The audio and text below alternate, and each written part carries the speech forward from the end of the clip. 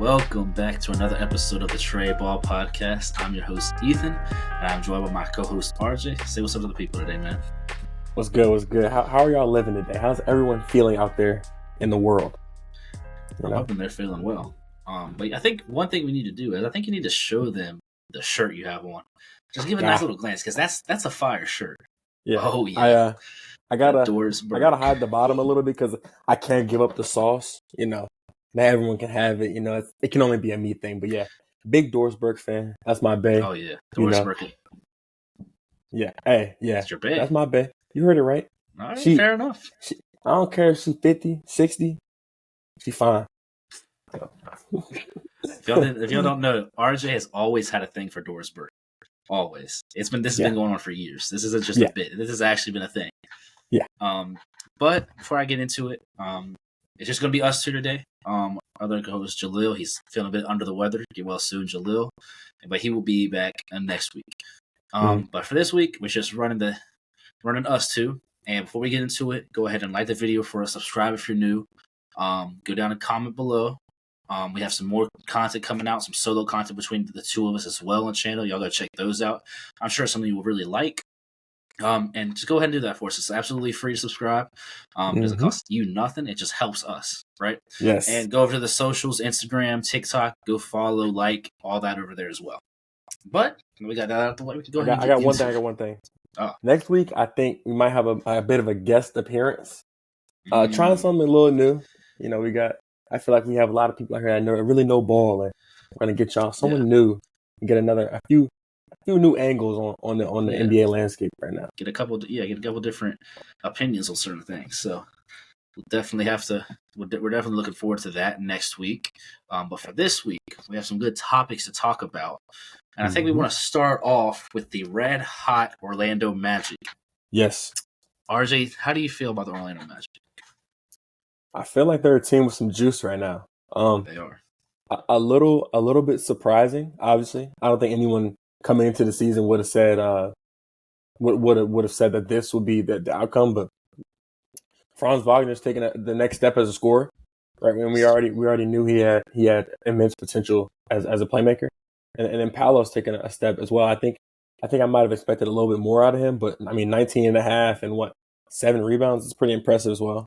And I think they got some good guys, off the bench and everything. And then Jalen Suggs looks like I don't want to say generational defender, but I mean he's a very talented defender. And I think that team can maybe compete for a playoff series win. I think how they're looking so far. I could see it happening. Yeah, I'm really liking them. They're, like you said, they're third in defense on the whole league. That's very impressive because at the beginning of the season, we look at their personnel, we weren't really expecting that. But they're 18th in offense, so around a little bit under middle of the pack in offense, but that defense is carrying them. And like we said, Paolo averaging shot just a little bit under 20 a game right now. He's averaging 7 boards, 5 assists. His shooting splits are actually really good too. He's shooting 48% from the field, shooting 44% from 3 this season. Now that is a little bit skewed because he takes about 3 attempts a game, but we'll still take that out of a guy we don't consider a shooter. Only shooting 67% from the free throw line. Still got to improve there. And then Franz, he just continues to get better and better every year. And his shooting splits are actually down, but he still looks like a better player this year. He's averaging 21 a game on 6 rebounds, 4 assists, and averaging 46% from the field, only 33% from 3, but still somebody you respect out there, and 85% from the line. And then they just have a whole lot of good pieces. I mean, you got Cole Anthony and Mo Wagner off the bench, two of the best bench players in the league right now. Honestly, yeah. Mo Wagner is probably one of the most valuable backup centers in the game. Yeah, and then Cole Anthony is a really good scoring and some playmaking spark off the bench. He's one of your ideal 6 men. Yeah. And then like we said before, Jalen Suggs' defense has been crazy this season. He's also given you about 13 points a game, and he's really a guy who, coming into the draft, was looking to be they wanted him to be a star. He was a star at Gonzaga, and then now he wasn't that, but he's taken on a role that is going to keep him in the league for as long as he wants to be in the league. Yeah. So he's doing, he's saying, hey, the scoring's not there for me. The playmaking's not always there for me, but I can be really good at this, and that's going to help my team win. Yeah, And they and just have. Go ahead, RJ. no, I was just gonna say like it's interesting because when I look at this team, I feel like they're one piece away from being, I mean, ready for the long haul. I mean, not to win it all, but I'm saying like they're young, and Yep. I think they only get better from what we're seeing right now. And then like we've been saying, like you look and you say to yourself like, okay, they got the big, right? They got almost kind of like a wing, you could say, right? And then I mean, they got the piece off the bench, like you said. Right? They got the backup big. They got the 6-man type of guy. I mean, Yep. I really don't see why if they add maybe. I think they might need a better guard, better point guard. But Yeah. I mean, after that, I think they're set for the long haul. I mean, it's to be contenders for quite a long time, actually. I think they just do a lot of things right. I think Jamal Mosley. Coach Jamal Mosley, he should be probably Coach of the Year right now. Mm-hmm. I would say. For sure. Mm-hmm. And he's got them boys playing very, very well. And then just everything, like they got a lot of the little pieces that a champion like. You look at the little pieces they have the little pieces of a championship team. I'm not saying they are a championship team, but like the Joe Ingles of the world who comes in and plays good basketball for them. Gary Harris has been very good this season as well. Not like he was back in the day, but he's gonna where you're getting out of Gary Harris. He's a good role player. Gogo Badazzi, he's another one of their backup bigs that comes in and plays decent basketball for them. Wendell Carter Jr. hasn't played much this season, but hopefully he could be something big for him. He's only played 5 games. He's been injured. And Markelle Fultz has only played 5 games too. So this is the team we haven't even been seeing at full strength. Wendell Carter and Markelle Fultz are 2 dudes that start for them when they're actually here. So we're essentially, this team's just had the longest win streak, one of the longest win streaks I think they've ever had in their franchise's history. They were on a 9-game win streak. They just lost the other night to the Nets, but without 2 starters, and they have 2 guys who are going to be in All-Star talks this season. I don't know if either of them are going to get it, but if this team continues to be a top 3 seed, one of them is going to have to get it. Yeah. And me personally, I would give it to, I don't know. Their stats are so similar, it's hard to tell. I think it'd probably end up going to Paolo, but I would argue for Franz, me personally, probably. But this is just a team that they just do a whole lot of things right, and they have, like looking back on it, I didn't think they were going to be such a great defensive team. But when I look at their roster now, and we know how good, Jalen Suggs being the main focus of that, we know how good they are defensively now. Wendell Carter is decent defensively when he is there. Jalen Suggs, we know what he's bringing. We know what Gary Harris brings to the table defensively. Gogo Badazzi looks like is decent defensively. Same with Mo Wagner. Anthony Black has looked okay this season. He hasn't done too much. His splits aren't the best. They're not going to be for a rookie, but he still brings in good energy and decent defense 20 minutes a night for them. And then Joe Ingles has always been scrappy, one of those guys who are going to do that. And then Jonathan Isaac, another guy who I wanted to mention, he's only getting 14 minutes a night. Actually, 13.4 minutes a night. He's played in 15 of the 20 games, but in those only 13 minutes, he's had minutes restrictions. They're easing him back. In those 13 minutes, he's still getting a block and a half and a steal a game. Yeah, that's pretty crazy. So he's just another versatile guy that they bring in defensively. And so if they can, the defense isn't just going to go away in the playoffs either. That's the thing. So this is a team I have faith in that they could end up maybe winning the playoff series. Yeah, and the thing about them defensively is like, yes, they have like the cornerstone pieces like, Jonathan Isaac and Jalen Suggs who are really good defenders and can hold their own against just about anyone really. Yeah. They have, I feel like everyone on their team is a willing defender. Yeah. Like even you look at guys like Banchero's not a great defender, but he's willing. He's active. He's willing right? to defend. Same with Franz. Same thing with Franz. Like everyone on their team is willing to play team defense, and I feel like you look at a lot of these older teams, a lot of these worse teams. You see that not everyone is willing to play defense. Not everyone's willing to get their hands dirty and really go to work on the other side of the ball. That's exactly right. And even guys like Cole Anthony, who is probably out of the guys that get a lot of minutes, he's probably one of their worst defenders. He's still a guy that's going to give you effort defensively. That doesn't mean he's going to be good at it, but he's not just not going to not try either. So I like this team, and they're like giving me like the Sacramento Kings vibes from last year. Exactly. They don't necessarily have the star power as that. They have 2 decent players, but I don't think that's to the level of Sabonis or De'Aaron Fox yet. But they they can just keep building off this. And even if they'll probably eventually, I'm going to assume they'll eventually drop off a little bit, right? Yeah, I'm not going to predict them. I'm not going to predict them to be a top 2 seed for the whole season. No. But if they can even just stay in top 6, or even if they can just stay top, even if they just stay play-in, that's a successful season for them. Exactly, because I coming into the season, like I expected nothing from them, like because they didn't. When you look at it, they didn't do anything. Yeah, they didn't do anything in the offseason. It was more just like they signed Joe Ingles. That was exactly. And I mean, obviously some veteran leadership there, but you're not expecting them to go from bottom of the barrel to exactly. What are they, 2 seed right now? Exactly. And so that's the thing. They don't see they don't show signs of slowing down, and coming into the season, a lot of the teams that are under them, I believe for them to be better. Obviously, Boston's the 1 seed. Everybody predicted that. Milwaukee's a 3 seed, same record as them. Everybody was predicting that. Philly, they fell off a little bit, but we expected Philly to be better. I think I expected New York to be better, the 5 seed. Indy, who's fallen off a little bit recently. I expected Indy to be better. They're 10-8 right now, so the 6 seed. Cleveland hasn't had the best season so far. I expected them to be better. I mean, I expected over half the Eastern Conference to be better than them. And looking back at it, they're not. Like, I expected Atlanta, Brooklyn, Toronto, Chicago, all these teams to be better than them. None of those teams are better than them, and I don't think they will be at all this season. Exactly. It's really interesting, and I think it's good for Orlando because I've had people tell me like I forgot the Magic were in the league in past years, and like they're in a good basketball city too. Yeah, it's a good basketball city. Fans come out, and also like think about it, the Magic even when they first started as a franchise, like they had interest, right? Because Shaq, right, and so they were good. They had they've been couple bad years, and then they had Shaq. So, and eventually Dwight Howard, and now this team, they kind of been in no man's land for a while because they were always a good team. Like the Nikola Vucevic days, they were always a good team that was going to get to that 8th seed or something like that. But nobody was interested because they were just a mediocre team. They were a team that was good, but that we knew they weren't ever going to get out of the first round.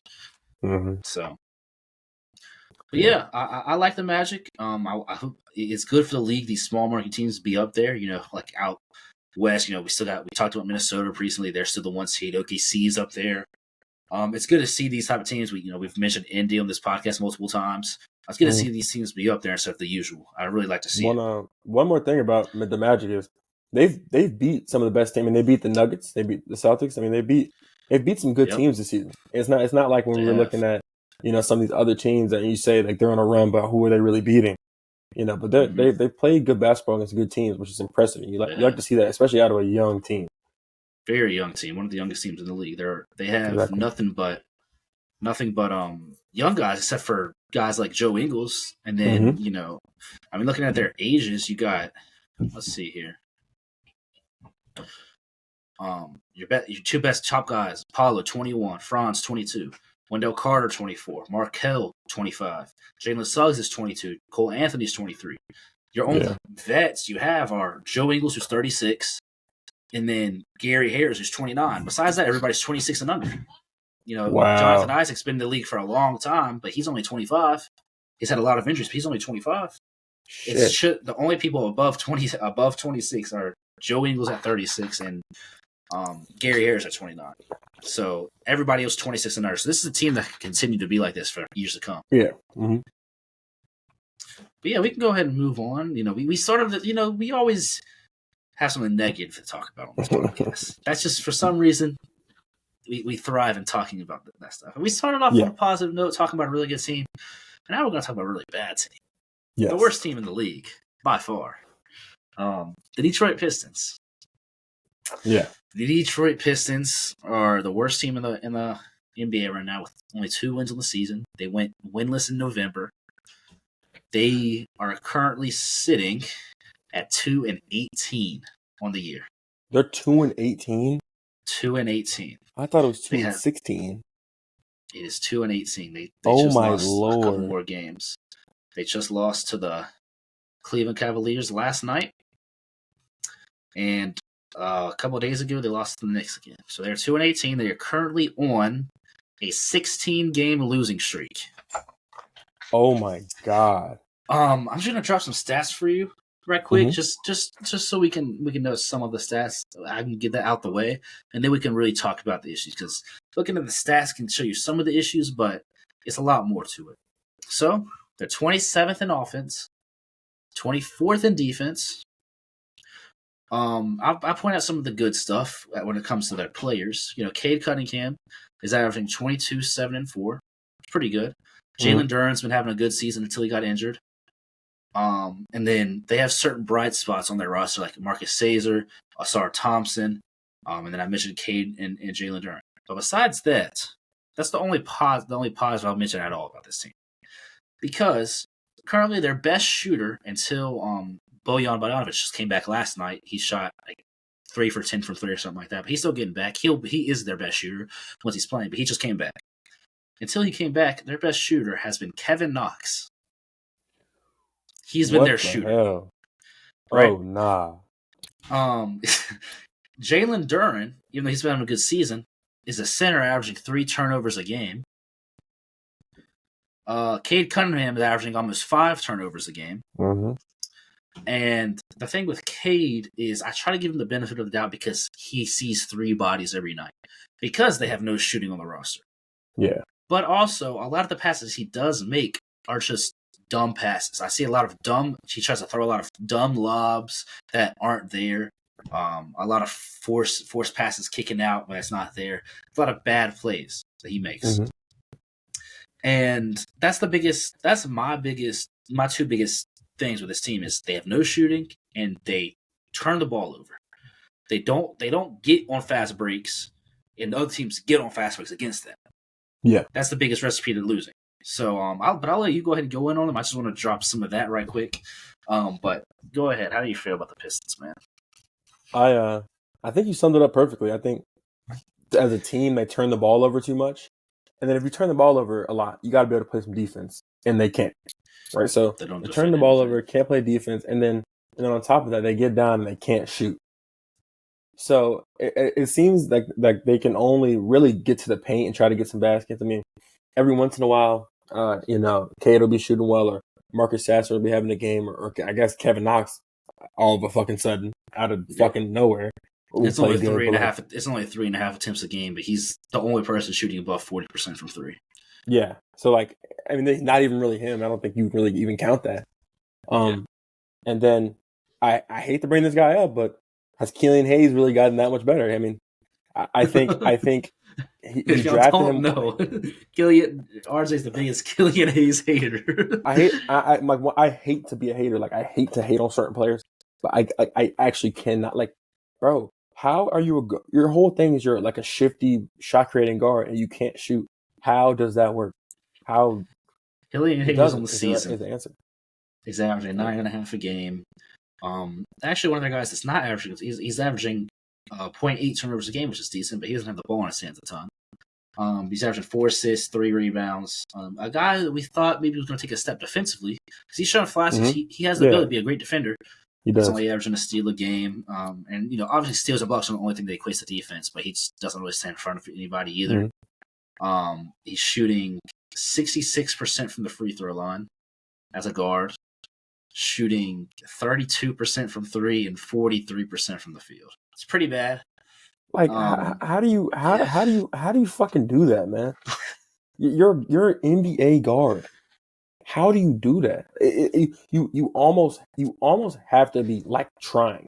And the thing about him is he takes not bad shots, but he takes contested shots. He's taking shots that are like, tough shots. And it's like, it's for them to take a step forward. You're gonna need, because he could be a good little combo guard, right? Because he's not. It hurts me to say he's not completely ass, but it's just the fact that like he just hasn't gotten any better since we first saw him. Like he still misses shots. He's still missing a lot of shots. He still is sometimes not active. Too. Yeah. Sometimes he's still really not active on the defensive end, and he's still, he's small still. He didn't put in any weight. Yeah, he's not a great finisher. He looks like a guy that you would think is a finisher, but when if he has somebody near him and he does anything, like a double clutch or anything, he's usually like, it's not like one of those misses that roll out. It's like you're barely hitting the rim miss, and that's bad. Yeah.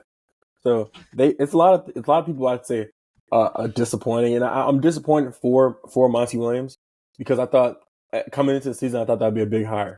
I thought he was going to kind of come in and kind of change their fortunes. I did too. And it's very disappointing to see that they're, I mean, worse than they have been in the past, which is crazy. You know, because they've been really bad.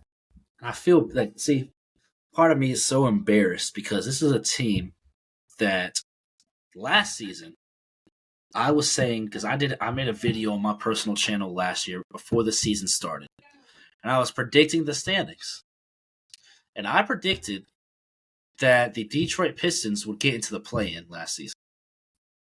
Yikes. Last season. Yikes. Before this season. And that's because I was like, listen, this was Cade's second season. From what we saw in Cade's rookie season, it was looking good. Obviously, last season, Cade got injured, didn't really play. He played like 10 games or something like that. Mm-hmm. But he wasn't looking good in those 2 games he played either. But I was like, this is a team that just picked up Jaden Ivey, another guy, maybe could take some minutes away from Killian Hayes. Year 2 of Cade Cunningham, because I've always been high on him. I like the pieces they had at the time. And I like the Jalen Durden pickup, who has shown to be a good pickup as well. Yeah. And they were terrible last year. And then this year, I was like, okay, they just got one of the best coaches in the league. I didn't know, but this year I wasn't high on them. I didn't predict them to be playing this year. But I was like, I wouldn't be surprised if they maybe made a little push. I love Asar Thompson, and I still do love Asar Thompson. He's probably the best thing about this team right now because he can finish really, really well. He is a great defender. He can't shoot the basketball. And that contributes to the problem. Yeah, exactly. And he can only play. He's not really he has some rim protection ability, but he's not a rim protector, so they can't really base their defense around him. You know, so it's tough, right? And then I feel like I didn't really direct enough blame on this guy, but Jaden Ivey's been bad. I mean, not necessarily bad, but he's regressed since last year. Yeah, I mean, I feel like we're looking at a guy where right now they don't have him start. He doesn't start every game. You know, he's only started 6 of the 16 he's played. Exactly. So they're seeing something in him clearly that they're saying like he is not our guy, right? And as that you got to hate that for him because I was looking for him to take another step. He averaged 16 last year.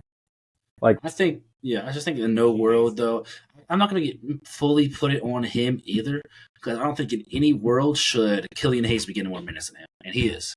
And the Killian Hayes starts for the defense, but they're not playing any defense. Killian Hayes doesn't play that good defense anyway. He's a better defender than Jaden Ivey, I would say, but he's not doing anything on the defensive side either. Jaden Ivey, I'm still high on it. Like, this is not the first time we've seen somebody have a sophomore slump per se, but he's also a second-year player who's under a whole new coach than his first year as well. Very true. So I try to give him the benefit of the doubt on it. He is playing worse, but it's not like. I don't know. I think he needs to step up defensively.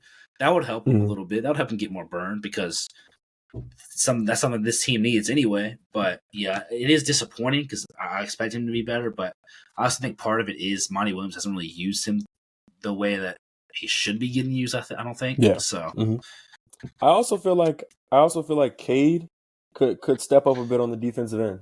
I mean, he's 6'5" guard, 6'6" guard, 6'6", 220, right here. It says right here. Yeah.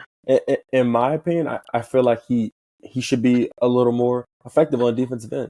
He's not a bad defender per se. I don't think anyone's just picking on Cade Cunningham defensively with any guards that they have, but I feel like he could be a defensive stopper. And obviously, I understand the ball's in his hands a lot, so you kind of got to manage. You have to manage how much you give him defensively as a responsibility. But I hate the fact that he can't kind of be a catalyst for the defense. Along with, I mean, you got Ivey, who's an insane athlete, and then Asar Thompson, who's shown to be a great defender.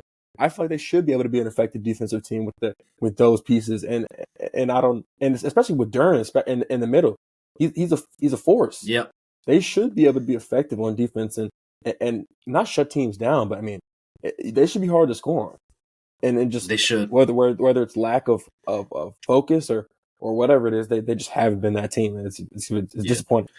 And half of this losing streak was without Jalen Durden.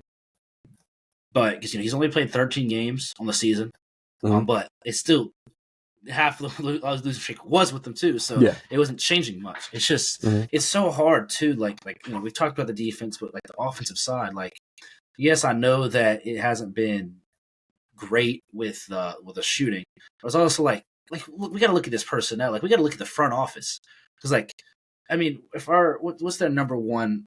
I just need to find their number one lineup because let's see here. There's not a lot of pieces in that lineup that are shooters. Their starters this season, okay?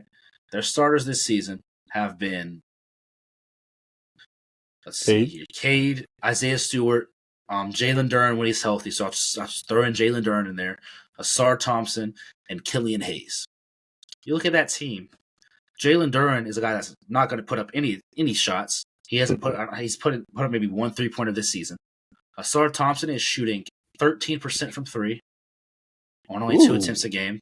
God damn. He's making 0.3 a game on averaging 2. He's only made a handful of threes this season. Yeah. Okay. Killian Hayes, 32% from 3. He's the only guy that's only putting up a couple a game. So he's only putting up a couple a game. Jalen Duren's not putting up any. Asar Thompson is putting up a couple a game, and they're wide open corner shots because teams leave him wide open. Mm-hmm.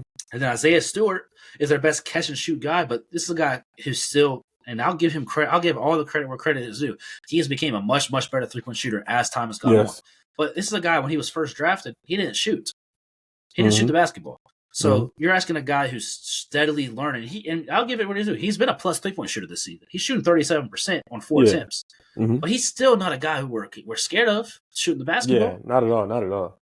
And the Cade Cunningham's shots are all coming off the dribble. They're all difficult 3-pointers. They're not any catch and shoot. He's not ever getting any catch and shoot opportunities.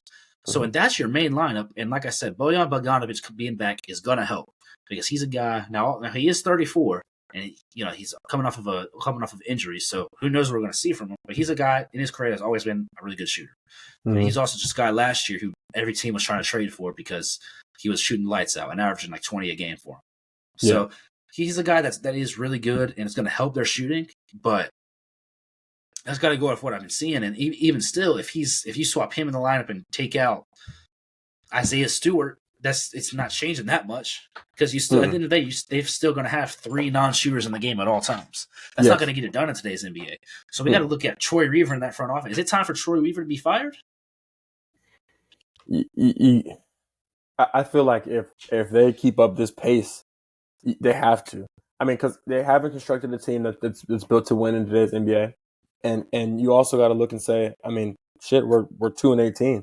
I mean, yeah. They're on pace to win how many games in a year? Unacceptable. They're on pace to win about 8 games? Yeah.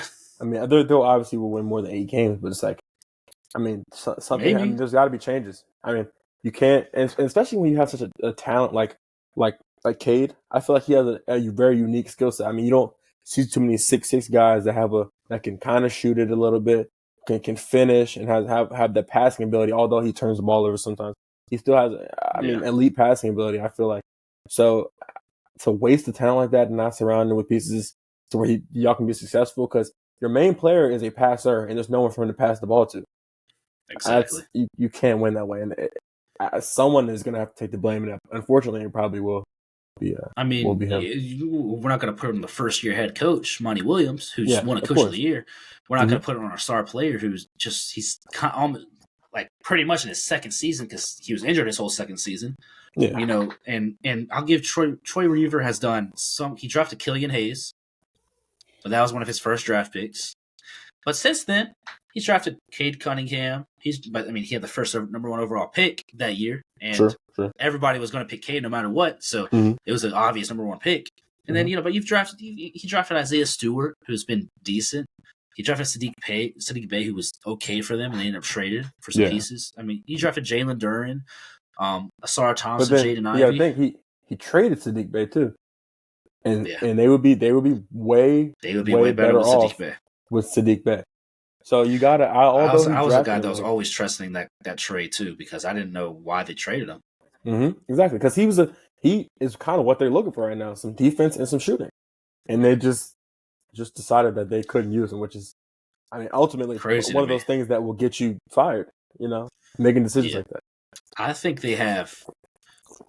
Troy Weaver has one more season. If they come into next season and he doesn't make any changes, and they're bad again, and they will be bad if he doesn't make any changes, I think he's gone. Yeah, no doubt. But yeah, what do you think they stack up? We cover one last thing with this team. What do you think they stack up as far as worst teams in the history of the game? With the Charlotte Hornets from a couple years ago. I say they're not one of the least talented teams we've ever seen.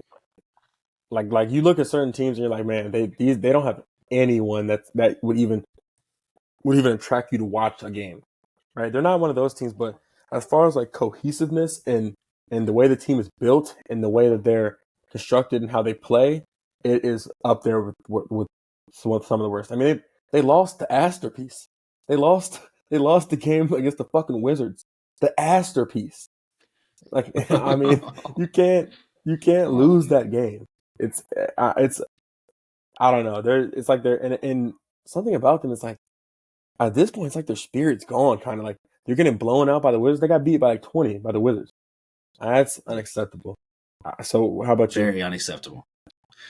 I mean, like I'm gonna take a look back at the worst teams ever in the NBA. Mm-hmm. All right, the worst team ever, 2011-2012 Bobcats. Okay, yeah, and that team, of course, everybody knows that the team won 7 games. I'll just look at some of the pieces they had at the time. Right, their best player was Gerald Henderson, and they had DJ Augustine. This was also the year, if I'm not mistaken, this was the lockout year, correct? This was the lockout year. So this year there was only 66 games.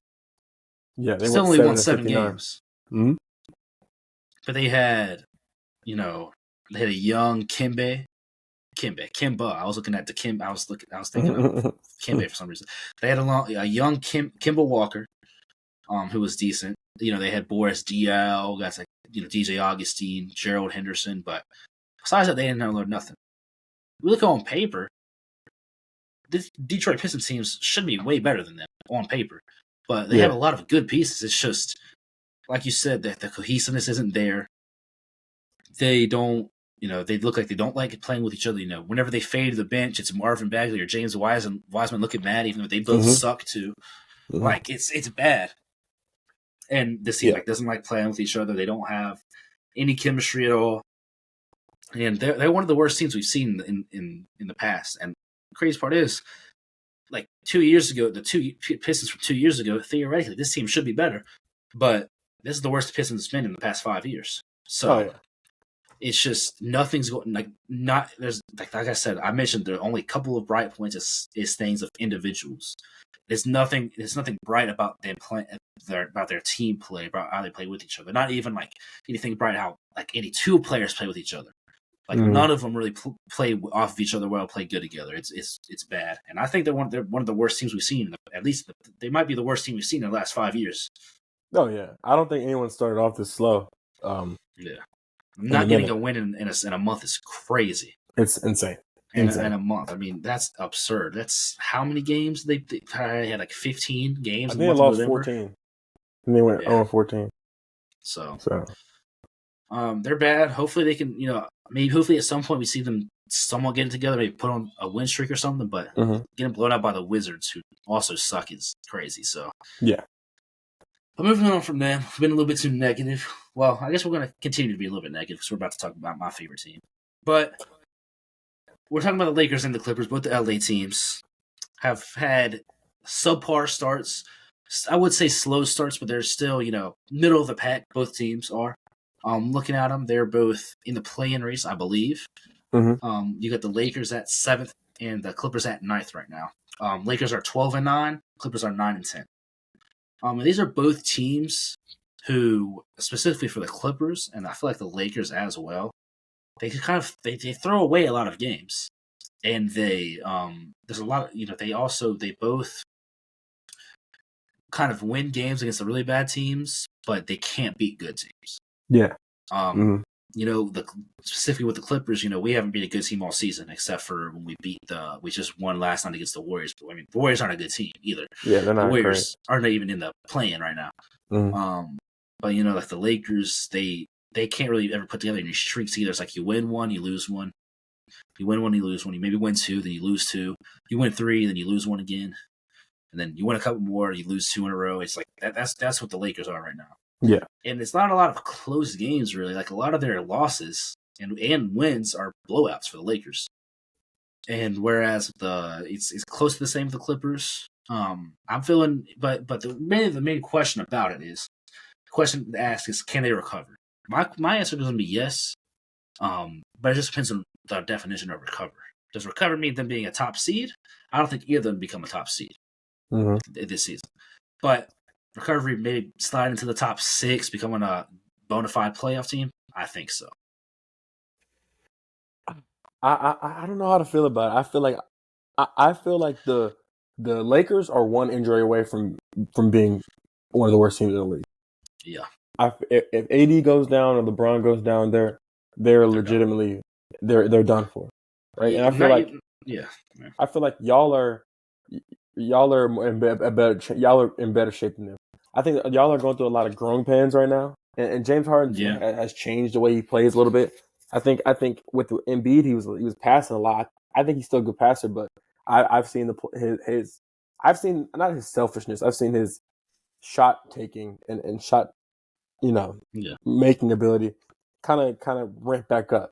And I don't know how to feel about it. I think y'all will get it together better than the Lakers. I don't know if I think the Lakers are one injury to one of their pieces away from being, bad. Out the playoff race. If the Lakers were to lose LeBron, then they're done. Yeah, they're done for. Even I think they could somewhat manage without AD, which is still going to be bad. But if they were to lose, LeBron's playing incredible for them, and AD's having a decent season, but nothing too outstanding. It's just the usual AD season that we're seeing. He's still not able to shoot a basketball, but he's finishing and he's rebounding and playing great defense. But we're not seeing anything really outstanding from any of their other pieces. Austin Reeves he's kind of regressed a little bit. There's a lot of these players that they signed don't really do much for him. We've got Christian Wood has looked good for him, but most of their other guys haven't done much. Also have a lot of injuries. Jared Vanderbilt's only played one game this season. Rui Hachimura's only played half their games because he's been injured. Gabe Vincent, I don't know what was up with him. He was a guy that he was my favorite. He was one of my favorite signings for him, and he's been injured. Okay. Because he had a left. The rest of the league is finally starting to see. Damn, the Heat genetically engineered this nigga to be a good shooter for the Heat. He was always ass. It was never him being good. He was always ass. They gave him the bread and were like, oh, Gabe Vincent kind of nice. He was always ass. He just had one good series against of all teams, of course. My Boston Celtics. But he was always ass, bro. So y'all had to know he wasn't gonna keep making them shots, right? Fadeaway threes and shit, bro. That's not him, bro. This season, Gabe Vincent's only played 4 games, but his splits in those 4 games were 39% from the field, 0.07% from 3. So he's made like 1-3 the whole season, pretty much. Yeah. Not doing much at all. Rui Hachimura has missed half the games. Like I said, he's been injured. Their rookie, who I kind of liked, watching some film on him, Jalen Hood-Schifino, he's only played 4 games. He hasn't really getting any burn.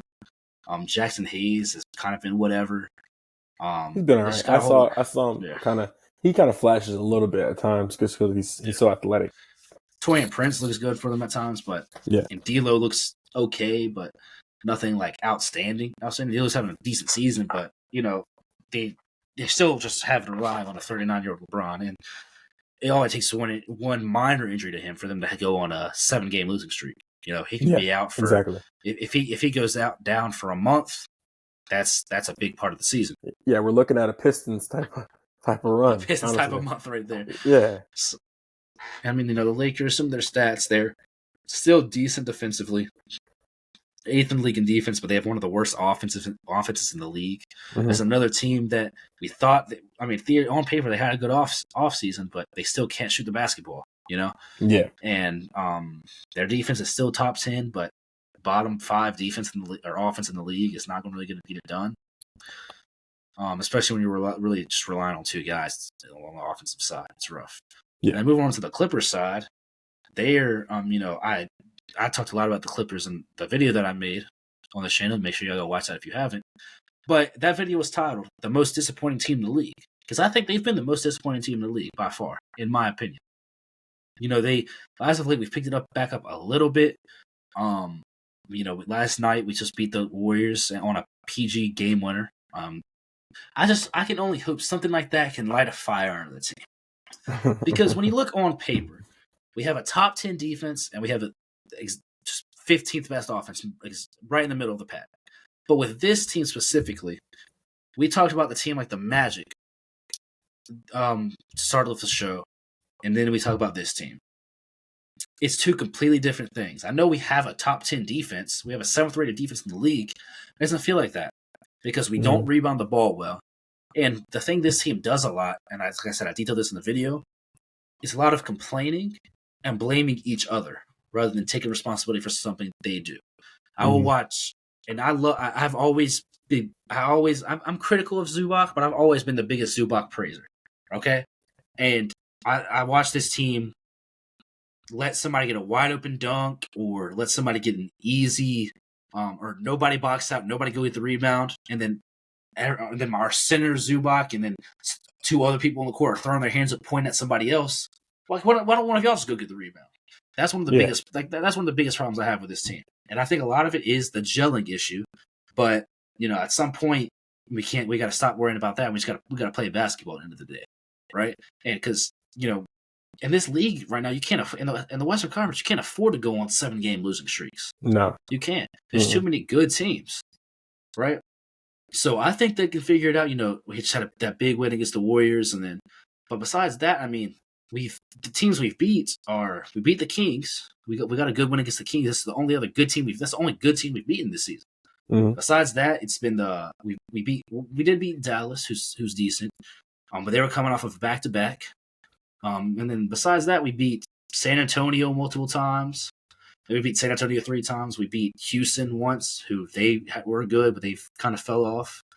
We beat Orlando at the beginning of the season, and we beat Portland. So out of our 9 wins that we have, 3 of them are the Spurs. 1 of them is Portland. So half of our wins right there are against teams that are some of the worst in the league. And then all of our losses are usually are to decent teams, right? Brooklyn, we lost to. We lost to New York. We lost to Dallas one of the times we played them. We lost to Memphis. We lost to the Lakers. We lost to Denver without Jokic and without Jamal Murray and without Aaron Gordon. We lost. I went in about that game too. By the way, in my video, we lost to Utah, who's bottom of the league. They can play decent at times. We lost to Denver earlier in the season when they were healthy. We lost to New Orleans. We lost to the Warriors before we just played them again and beat them. It's bad, and it's it takes a Hall of Fame level performance from Paul George and Kawhi Leonard for us to win, and they don't have those performances every night anymore. Yeah, Paul George have been decent this season. They both have been decent this season, but they'll have some games where they go ice cold. And that's something you didn't always see from Kawhi back in the day. It's always been a thing with PG, but with Kawhi, you always expect him to be consistent every night. Nowadays, he'll have games where he's not doing much because he gets double teamed a lot, and he gets forced to be a playmaker. So there's still a lot this team's trying to figure out and get better at. I have faith in them. Hopefully, they can piece together some type of win streak, but I don't think they'll be. I honestly don't think that Clippers or the Lakers are going to end up being a top 4 or 5 seed. I don't see it. Yeah. Well, let me ask you this: what do you think each team needs to get to where they want to go? Because both these teams should have championship aspirations with their stars that they have. I'll say that. I mean, when it comes to the Clippers, I think it's chemistry. I think it's taking accountability. I think the rotations could be better sometimes, and I think it's heart. All these things that I'm saying. They sound cliche, but it's really that's what it seems like with this team. I think they need to be hustling more. They need to really want to get after it more. And then with the Lakers, I think they just I don't know. It's just they need. I don't really know what they can do because neither of these teams can really do anything either. There's no moves to be made for the Clippers. They've made their move. The Lakers, they made most of their moves that they can make in the offseason.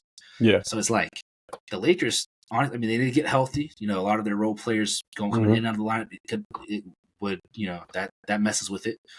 But they just need Lakers just need to stay healthy and have their two players not get hurt, because it's bound to happen with LeBron being 39 and AD being AD.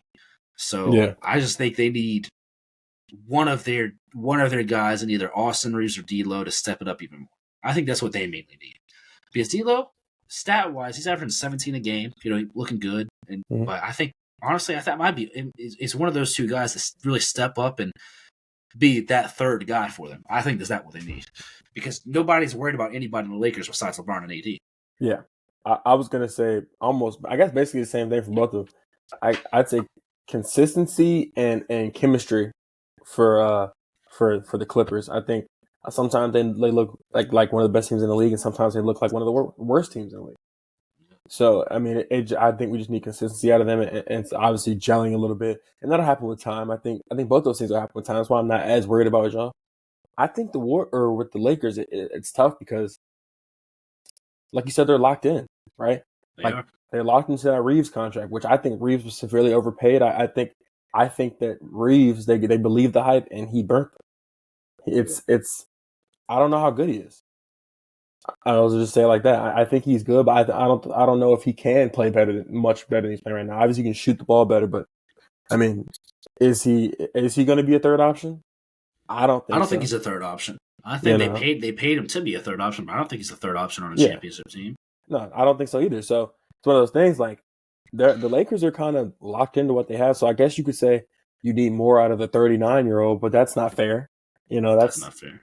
So AD is having a good season. You can't really ask a lot more from playing him. Bad or AD hasn't even really been hurt for real that much. He's played every game. Yeah, him and LeBron both played every game.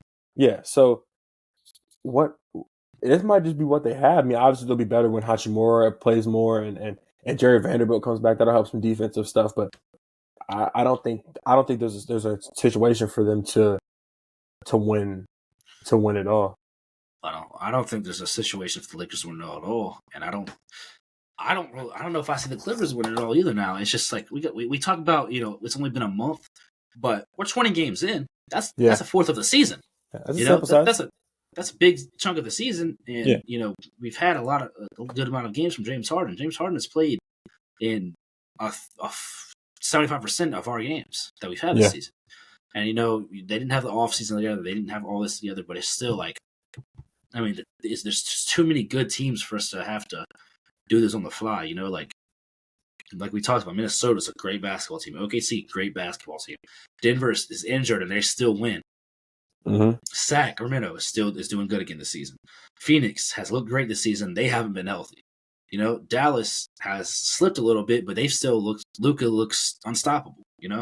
It's just all these teams, along with having teams near the bottom that are still decent. Like besides Portland, Memphis, and San Antonio, nobody's worried about them at all. But that Memphis is also a team that they're about to get the star player back in a couple weeks.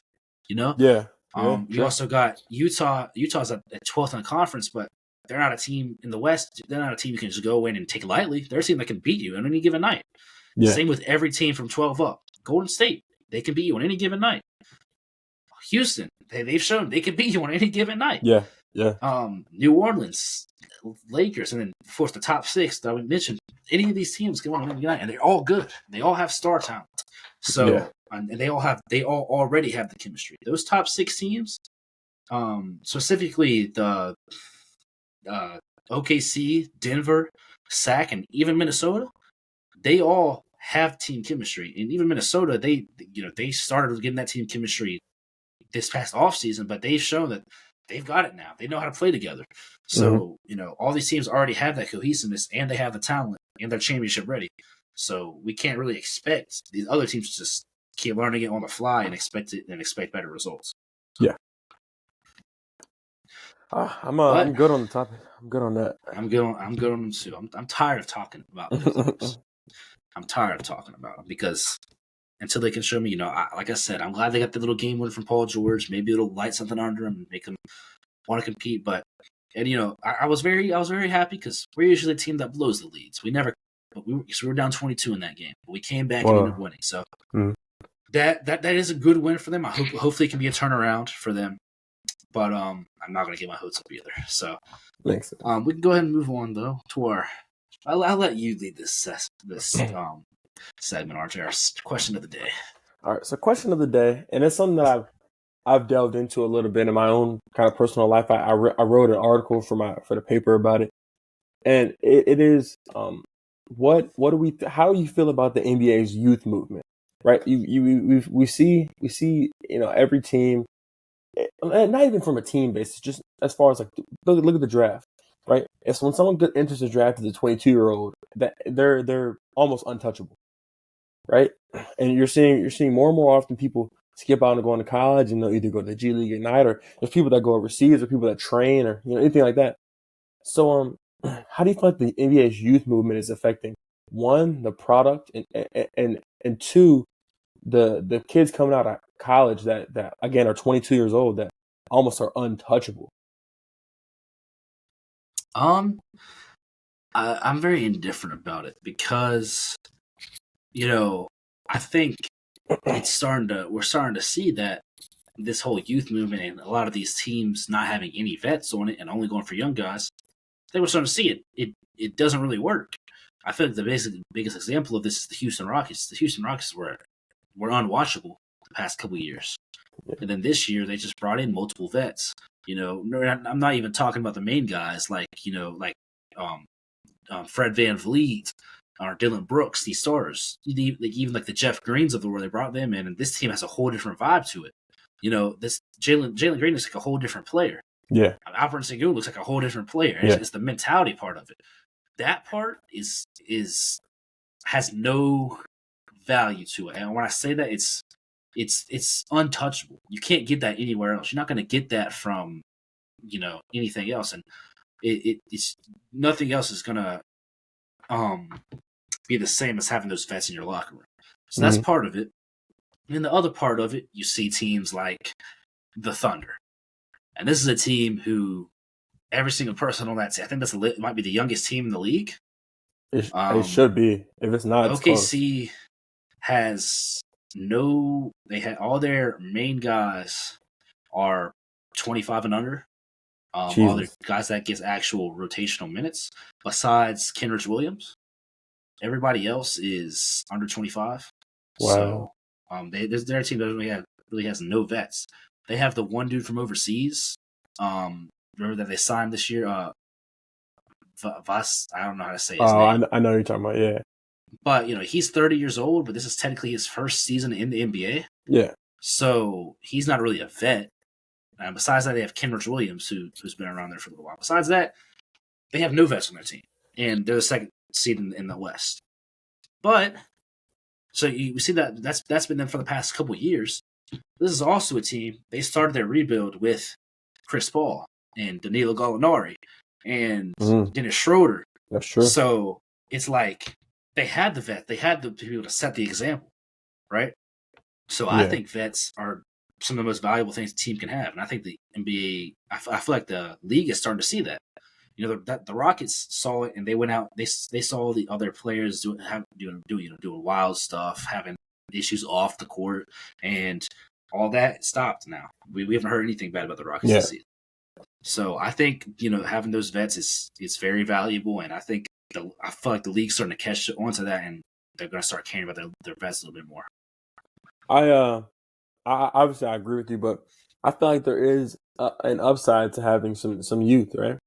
I feel like there is kind of. You look at the Magic, right? They obviously have some guys that have been around for a while, but I mean I think even when you look at the Thunder from last year, right? They have a spark to them. I feel like a lot of times you can with vets. If you get on a bad team, I think they can be used to, just the grind and everything. And I think there's also something. I think there's also something to say about a young team that doesn't understand the severity and the height of certain moments, right? Like I feel like it's sometimes it's okay. Ignorance is bliss, almost in certain situations, And I feel like that is something we see with a lot of these younger teams that are good, and not even necessarily young. I feel like is the thing is inexperienced, because even when you look at the Kings from last year, they weren't young per se, but they were inexperienced, and so it was fun to see them. It was fun to see them interact and grow within certain certain moments, you know. And and again, just you can invigorate your whole city with a young team or inexperienced team, like light the beam and all that stuff. Like Sacramento was. I always make jokes and say Sacramento's not even a real fucking place, but Sacramento was lit. You know what I'm saying? So it's interesting to see how a team and a young team can invigorate the entire area, really. So I feel like, although yes, vets are, I mean, vets are probably the biggest part of all sports. I mean, even just from my experience as a college athlete, right? You need people that can lead you through certain things and help you develop and grow at your craft. But I think there's also something to say about having a group of young guys who are trying to go get it on their own. You know? Yeah, I feel like it's just hit or miss. You never really know. Like on one hand of it, you got the Magic who have almost no vets. You know, they have a couple like Joe, Gary Harris, Joe Ingles, but they're a team who most part is young, but they have young guys who have a better mentality. Like somebody like a Jalen Suggs, who was a high draft pick, but he said, you know what? I'm not the player that I was drafted to be, but I'm going to be really good at defense. Mm-hmm. I'm going to be the best defensive player on the court. But not all young guys are going to be like that. You know, all props to Jalen Suggs, they're like that, but you have other guys who are not like that at all. You got on the flip side of it, you got really young teams like the Wizards aren't really young per se, but their main guys are really young. You got guys like Jordan Poole who are going out there and not set an example at all and playing terrible playing terrible team basketball, right? Yeah. Or the Detroit Pistons who their body language has never been good. None of their players have good body language when they're on the court. Mm-hmm. They don't communicate well. They don't do anything well as a team. So that's on one side you got the Pistons who are terrible in that aspect, and then the other side you got the good. So it's a gamble, I think, for a lot of these teams because you never really know how it's going to end up. You can have like the Rockets from last year, the Detroit Pistons from this year, or you can have like the Thunder or the Magic. It's very gamble like. And more than anything, I'm starting to see is it's a big part of the character of the guys that you pick. Like you were just saying, like you can get guys like I think Paolo and Shea, obviously on different teams, but I'm saying Paolo and Shea, or you can get guys like I hate to say Jalen Green, but Jalen Green or some guys like that who clearly are there's guys in the league that are Jordan Poole. There's guys that are a little bit more focused on their individual stats. And not to say that Shea isn't, obviously he is in some capacity, but I think that it just depends on the character of guys. Like even you look at Cleveland, right? They're not playing great this year, but I think Evan Mobley on a lot of teams can have a much bigger role than he has, right? But his personality and the way he carries himself, he wants to win, so he's willing to be that defensive stopper, which is who they drafted him to be. But I'm saying I think he could have grown more on the offensive end, but he's willing to play that defensive role because that's not his role right now. His offense is his role right now. They got Garland, they got Donovan Mitchell, they got other guys to score the ball. And he understands his role, and again, just goes back to your character. It really just goes back to what type of player are you, what type of person are you. So I think the youth isn't the problem. I think it is the character and the way people feel about usually scoring the basketball is what matters. Yeah. And having those vets can help with that character. Like I said, with those going back to the Rockets, having those vets, Jalen Green looks like a whole new player this season. And his stats aren't crazy different, but it's how he's playing and his demeanor is different. And that's huge to see. But it's always not going to work, even when you have the vets. A guy like Jordan Poole, he was on the Warriors. He had all the vets in the world. And we see how he is now. He's gotten worse. Yeah. He only cares about his own stuff. So, that's the one thing that investing all your chips into the young guys can hurt you. Because so it's really on the front offices at the end of the day. The youth movement isn't even necessarily on the youth at all times. It can be on the youth that these front offices are picking. If you're picking a bunch of guys a bunch of Jordan Pooles or a bunch of Jalen Greens on your team that they were the star player and they still want to be the star player and they don't want to buy in, that's what you're going to have the problem. Yeah. So I don't have anything to add. I mean, you summed it up perfectly. It really just depends on the type of person you are, and again, the vetting process for a lot of these guys, and then I think almost you have to be careful about how high you pick certain guys, right? Like Yeah. like I feel like when you're picked like third, like Mobley, right? Obviously, he probably wasn't gonna fall past that point, but Yeah. I mean, it could have been easy for Mobley to feel like he was entitled to a role Yep. that he can't have, right? And so I Exactly. feel like it's interesting. Exactly. It all factors in together, and I hate the youth movement in some ways because, like, again, I hate that these smaller college guys, these 22-year-old guys who are probably more NBA ready than these 18, 19-year-olds, almost don't have a role except for to be, to be role players Yeah. and to be, but I understand why you rather would go with a Right. 19-year-old over a 22-year-old. But I just feel like I'd rather have a guy like Tyrese Halliburton, who was 20 as a rookie, right? I 19 or believe so. 20 as a rookie. Pick him at 12 or 8. Where'd they pick him? They picked him 9, I want to say. Yeah, 9, late mid lottery. I'd rather pick a guy like that over a guy like LaMelo Ball. Like Yeah. to me, I think Tyrese Halliburton was just as ready, NBA ready, but there's no ego, right? He understands No that. ego at all. Yeah. And now So is even arguably if the you have best to point take guard in the game. exactly, so even if you have to, even if Tyrese Halliburton was a step below LaMelo Ball, in some instances, depending on the team that you already have, it might be better. It might be better to Yeah. take a guy like that who will have no ego I mean, and understand his role. Same thing with Tyrese Maxey. This is a guy that came in. He has played whatever role his team has asked him to play. Mm-hmm. And now he's going to be an all-star this season. Exactly. Right? And he's never once complained and never once had an entitlement to him about what he's going to be. He's done everything his team has asked him to do. And now his team is finally buying into him instead of having him be the filler for people like James Harden. Now the team's buying into him. And, he's a guy that was in the 20s, and he could have gone way higher. This is a guy who went to Kentucky. We all know how the Kentucky guards are. And this is a guy who should have probably been a lot higher. Mm-hmm. Yeah. And I don't know how old he was when he got drafted. I want to say he was still pretty young. Yeah, he was a young guy. But again, it's just his attitude. Like, you see him, he's always smiling. Yep. And it's just so I think the biggest takeaway from this conversation is like it really just depends on the attitude of your guys. Whether the age or anything, it's like, do you get guys that want to show up and want to work and want to get better, but also play within the role that they're capable of playing? Yeah. So, and to your point, I want to bring up, because I've been a guy who I don't watch a ton of college ball. Because in your question, you mentioned about the G League Ignite, going to the playing overseas and things like that instead of playing college ball. I think because I don't watch a lot of college basketball. But I have noticed, I've always been an advocate for these high school guys. Go sign. If you're getting a bag from the G League Ignite, go do it. Or go play overseas, or go play in some other pro circuit instead of going to college. Because I was the advocate for, you're going to get paid for it. Even if your career doesn't work out, if some tragic injury happens, you're going to get paid. But as the years have gone on and as I've been seeing it, I feel like some of these guys that do go to that G League Ignite, or maybe especially overtime elite now. We have seen some great overtime elite players. The Thompson twins being the best ones I've seen so far. Mm-hmm. They are, they don't have an ego about them or anything. Yeah. But those guys that go to those type of things and are heavily involved in like social media and stuff like that, we see those huge egos.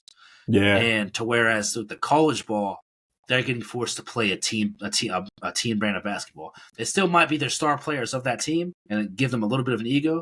But the college ball might be, I honestly think they might be preparing them more. Whereas where they're getting paid to go to the G League or paid to go overseas, they're getting handed the keys immediately and they're running the show almost. That was one of my main points when I wrote the article, is that these guys are not being prepped to play within a system. They can only play one role. You look at it, like, look at all the guys that have done it. I mean, the best one that has adapted the most, I would say, is Kuminga, right? But you get a lot of guys that are incapable of playing another role. Like Jalen Green right now cannot play another role. Anthony Simons cannot play another role. Like you get these guys that actually can only score. So I think it doesn't prepare. And then I think with going overseas, Like you think about it. When I think about the last few guys that have done it, LaMelo Ball's the only one that worked for. I mean, RJ Yeah. Hampton it didn't work for. Nope. Emmanuel Mudiay it didn't work for. I mean, you get guys like that. I guess it could work. I see both sides of it. A great example, one I included, was Isaiah Todd. Yeah. He, fun fact, was actually my mom taught him in high school. So, but wow. he, great guy, great player. Even all the coaches say he was one of the best players on that G League Ignite team. But it's one of those things like you can only even when you go to G League Ignite, it's everyone on one team. So he had no role, got to the league, and really had nothing to showcase. Right? He was already pegged as a role player before he even got to the league. You're not supposed to be a role player on your way to the league. That's not how it's supposed to work. Yeah. You should have been playing well within a system somewhere else. And it's just the whole G League Ignite thing. I see the upside. I understand not wanting to be part of the NCAA machine. I get it. But a lot of times you're better off going somewhere and playing well within a system, like a lot of these guys have been doing, right, in high school. Play 1 year well within a system, and then go get it. You'll go get a bag in a year. I think it's a little risky to go to the G League Ignite and maybe be a role player on your way into the league. That's not how it's supposed to work. And now with those NIL deals, or whatever they're called, that helps a lot. Because my part of it, I think still, if I'm a team, I think now I need to start looking at those college guys more. I'm still sketchy about Overtime Elite and G League Ignite, but G League Ignite, at least you're still actually playing against pro players, right? But I still think I might be looking at college a bit more because I'm playing in a structure, and there's some college players who probably could be pro guys. Some of these senior who aren't going to even get drafted, but the way they play and the teams they've been playing for so long, they work really well within that system. So they're like guys like the guy from Gonzaga who's been there for forever. He was teammates with Jalen Suggs. You know who I'm talking about. I don't remember his name. Yeah, he's a guy that is one of the most dominant players in college. He's might not even make it to the league, right? But you're still playing against really, really good, talented guys over there, and you're learning in the system. And now you have potential to make money from playing in college. But if I'm going to be telling the players what to do, I still think I'm telling them to go get the bag early. Like I remember Jalen Green being one of the main guys to go to the G League Ignite first. He got a 6-figure deal.